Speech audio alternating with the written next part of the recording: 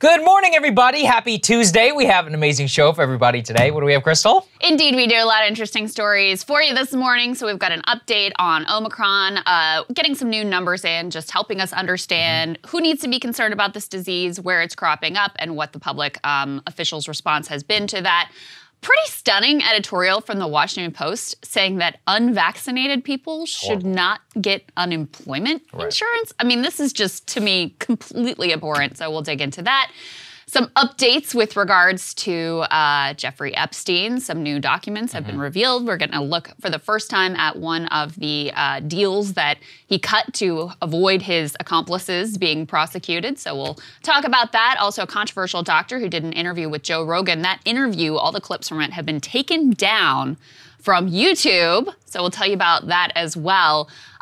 Also, guys, apparently, we are very committed to this show because from the top, people need to know how much we love you and this show. It's pandemonium here in Washington. It truly is. I mean, listen, I'm sure other parts of the country get hit with this much snow and it's no big deal. Yes. But here it was complete meltdown. And this was a bad storm. Where I live in King George County was kind of like the epicenter. Right. So I got stuck here in DC. Almost the entire county is without power, including my kids. It dropped down to, below 20 degrees, like 15 to 20 degrees last night. They're all doing fine. They're with our amazing sitter. The roads are insane. There's trees down everywhere. And I don't know if you guys have seen this on the news, because shockingly, there's not that much coverage of it. But there's like 50 to 60 miles of backup on I-95 northbound, the major interstate in the region, going all the way back from, if you guys know the area, before Fredericksburg, all the way into the city. People have been trapped there for like 20 hours in their cars. Yeah, for like 13 to 20 hours in this extremely cold weather. So what is it? The Postal Service is like, neither snow nor rain or whatever can stop us from doing this show, apparently. I really think, first of all, God bless the crew, and it was, we did our best to trek in here, but really this is a big failure of local government in Virginia, and a lot of people need to have answers. Part of the things I want to highlight, which is that, look, we knew about the storm the night before. What were you doing? Why were people trapped out there? I'm talking about little kids in the cars. Yes, I was showing you a story of people in electric cars who had to turn their cars off and sleep with blankets because they didn't have, they were worried about losing power and powering their car all night. That is, by the way, a strike against electric cars. Now that I think about it. Probably not the best idea to drive. Really what it is, this is a huge, massive governmental failure of I-95, the state of Virginia. People were literally backed up for miles and miles, as you said. Still Southbound traffic this morning, actually on I-95, still had not moved. We're filming this, it's like 7 a.m. here on the East Coast, and I had heard from the, I had heard this morning on the radio that only northbound traffic was beginning to move. We're talking about, almost 90 miles of backup. So wanted to highlight it a little bit. It's totally insane. And I mean, and the other piece is like, this is also an infrastructure story, right? The fact that the power lines aren't buried means that when you have even, a significant but not totally insane, this isn't unprecedented that we have a foot of snow in the DC region, but people are, completely without power for days on end because the infrastructure is so vulnerable. It is an absolute mess here. Yesterday morning, we were trying to make the call of whether or not to do the show in studio or to do it remotely. And it was one of those things where it hit at exactly the wrong time, because when we were leaving our houses to come here, it was fine. It was fine. It had been almost 60 degrees the day before. So the ground was really warm, so it didn't stick for a long time. So we looked down our windows and talked to, Eric, who runs our crew, and we're like, it looks fine. It looks like we can go, no problem. And then we start doing the show, and we asked James, our producer, to go take a look outside, and he's like, oh, it's bad out there. So Yeah, so anyway, we're thinking a lot about the people who are stuck in their cars still on 95, people who are without power when it is extremely cold out there, and just absolutely hoping that everybody stays safe. No, that's all we really care about, especially kids. Yes. All right, so all of that being said, the story we wanted to start with this morning is President Biden and his administration making some moves to address the monopoly in meatpacking. We wanted to lead with this because it's an important issue. It's also something we've been following here. I don't know if you guys checked out, and we're going to play a little bit of our interview with Bill Bullard, who has been an incredible advocate for ranchers, pointing out that, listen, prices for beef have gotten extraordinarily high for consumers, for meat in general, and that high price is not at all being passed on to the people who are all actually raising and producing those animals, in particular cattle. So you might recall that previously the Biden administration, they sort of like put down a talking point sheet about this and said, oh, we're probably going to do something about this. Well, now they are taking some action. It is winning some bipartisan praise and also some bipartisan criticism. So we'll take you into the specifics here. Let's go ahead and throw this first tear sheet up on the screen. This is from Bloomberg News. It says Biden to launch plan to fight meatpacking giants on inflation. He joined Ag Secretary Tom Vilsack and Attorney General Merrick Garland to meet virtually with ranchers and farmers to hear their complaints about consolidation in the industry. A newly launched portal is going to allow them to report unfair trade practices by meatpackers, and they're also going to highlight initiatives that they're taking to counter meatpackers' economic power.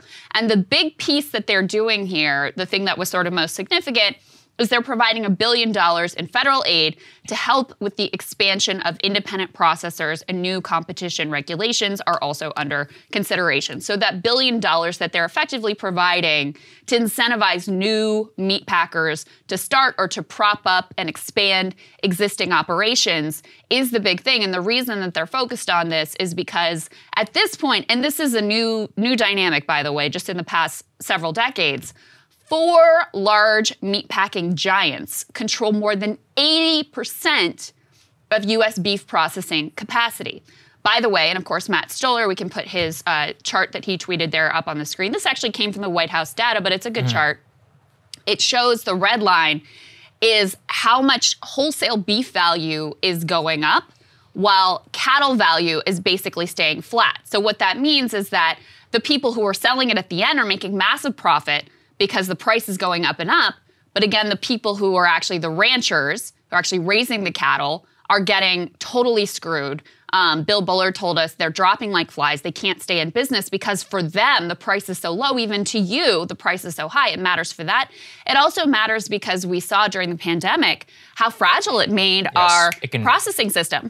Because when you have such consolidation, one chain has an issue and bam, that massively impacts your supply of meat. And as we know, these meat processing plants ended up being hotbeds of coronavirus spread, especially at the beginning before we had vaccines, when we had, this very dangerous strain.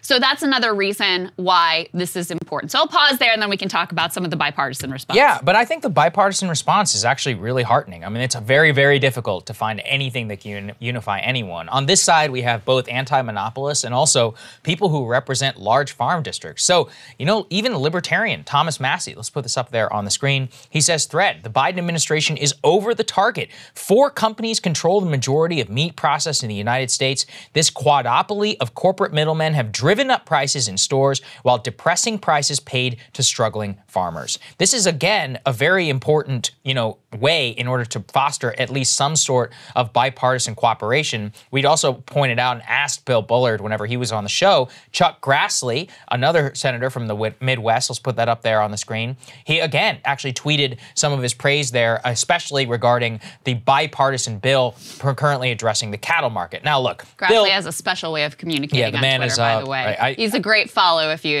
aren't already. If you speak septuagenarian, you should be able to decipher it. I personally do not. I'm doing my best in order to translate for everyone.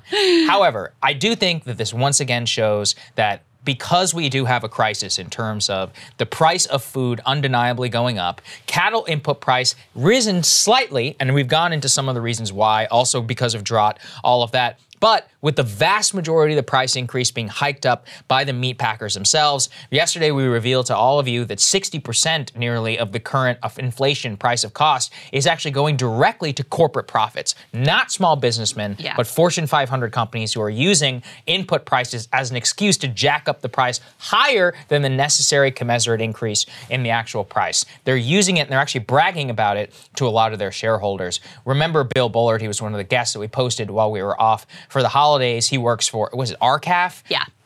It's an organization dedicated to protecting small ranchers and going after the meatpacking kind of oligarchy who are basically destroying the American ranching way of life. And when we talked to him about it, wanted to highlight part of that interview. Let's take a listen. Just take us into some of the reasons why beef prices have gone up so much.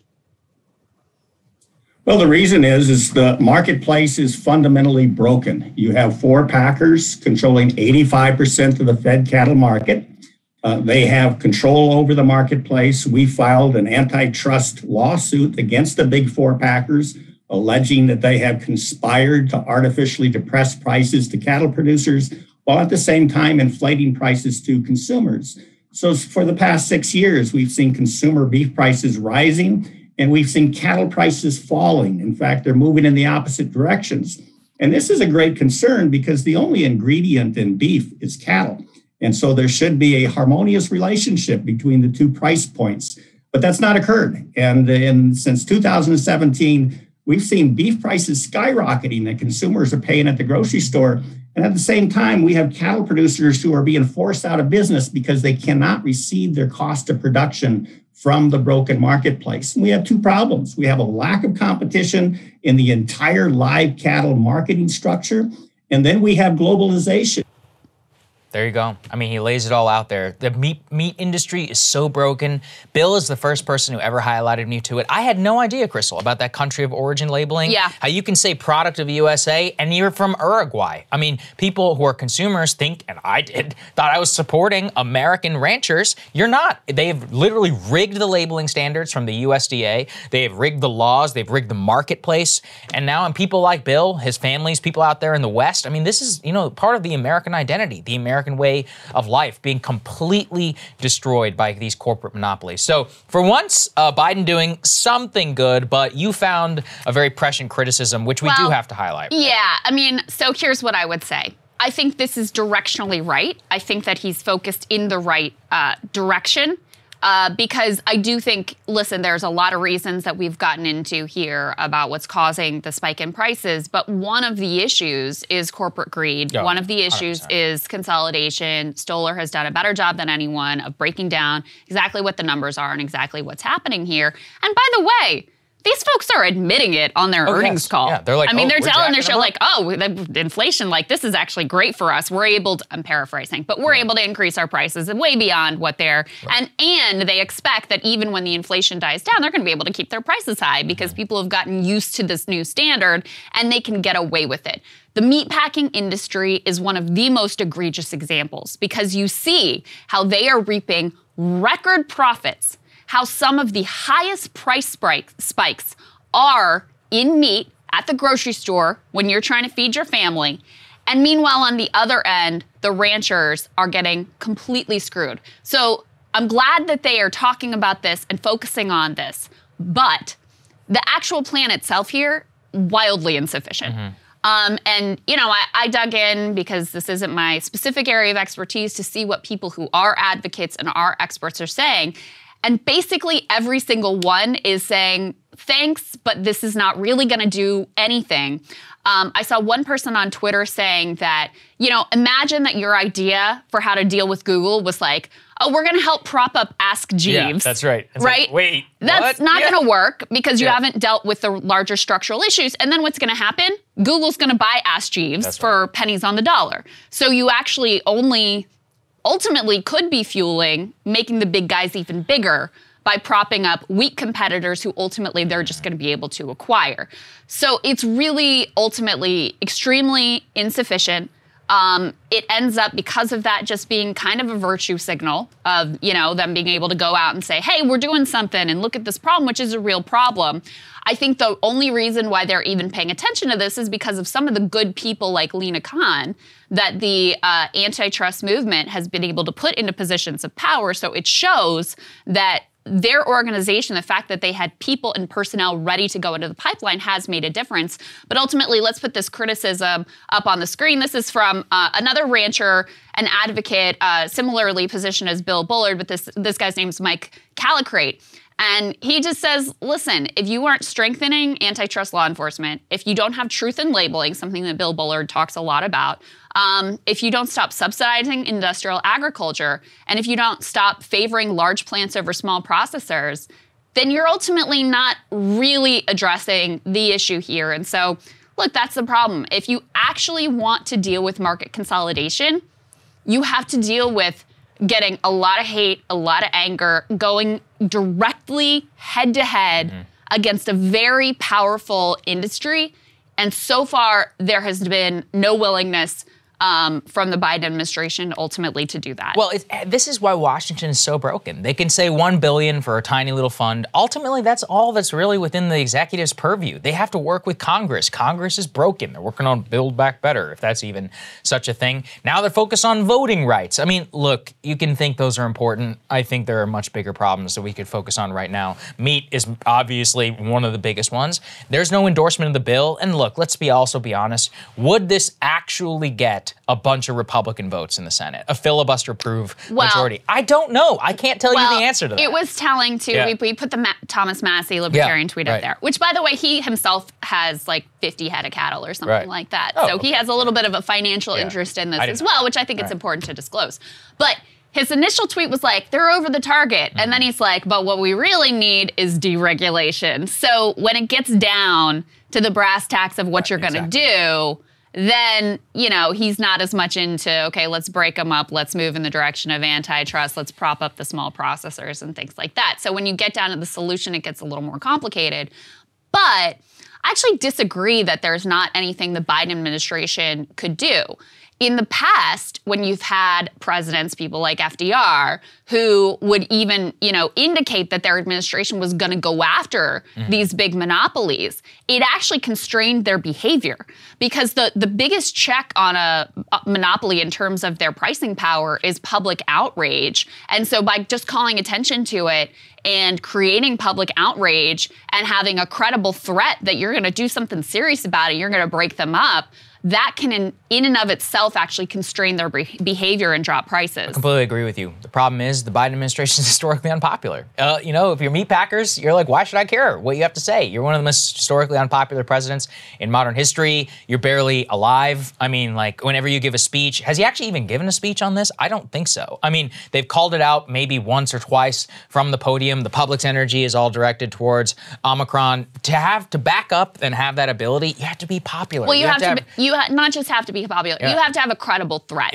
And so far, there's no credible threat that they're really going to be willing to, you know, invoke their hatred and go after them and try to break them up. So anyway, we wanted to be a little bit positive here and give them a little bit of credit for at least saying something that is talking about the right stuff, directionally correct. But as is often the case with the Biden administration, I mean, the beginning of his administration, we track this routinely where you do an executive order where you're like, well, that sounds good, but I dug into the details and it doesn't actually really do a whole lot.